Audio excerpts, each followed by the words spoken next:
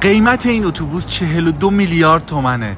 با من باشید میخوام جزئیاتشو بهتون نشون بدم. اتاق و تریم داخلی این اتوبوس توی شرکتی به اسم مارکوپولو در کشور برزیل ساخته میشه. روی شاسی اسکانیا 440. کابین راننده به صورت کامل از قسمت مسافرها جدا شده. تو ورودی قسمت مسافرها سمت راست میره طبقه بالا، روبرو میره دستشویی و سمت چپ میره قسمت VIP. دستشویی رو ببینید.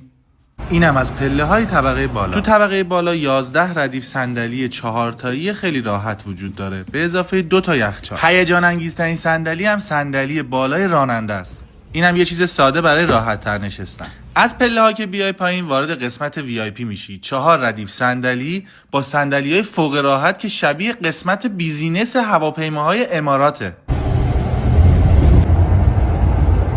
این ماشین امکان حمل مسافرهای کمتوان جسمی هم داره.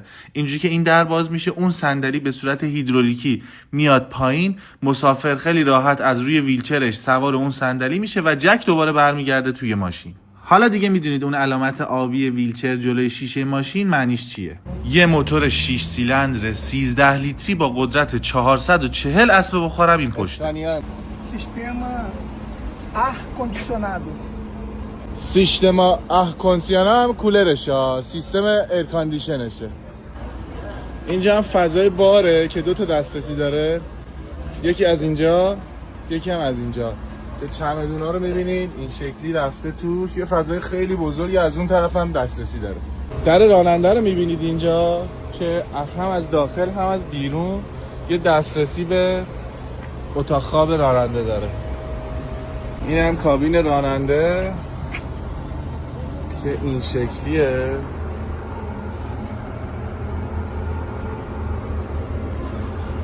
و 2 تا دوربینم برای کنترل مسافرهای طبقه بالا داره و سیستم تنظیم ارتفاع بادی برای هر 6 شهر. دسترسی به منبع فاضلاب برای تعمیرات و تخلیه هم از اینجاست. این هیولای 400,000 دلاری باید یه راننده خوشتیپ هم داشته باشه. با اینکه زبون همو نمیفهمیدیم کلی با هم رفیق شدیم تا جایی که برام شعر خوند. O Rio de Janeiro continua lindo. O Rio de Janeiro, fevereiro e março. Alô, alô, Realeza. Aquele abraço. Alô, galera do Flamengo. Aquele abraço. قیمت این اتوبوس 42 میلیارد تومنه.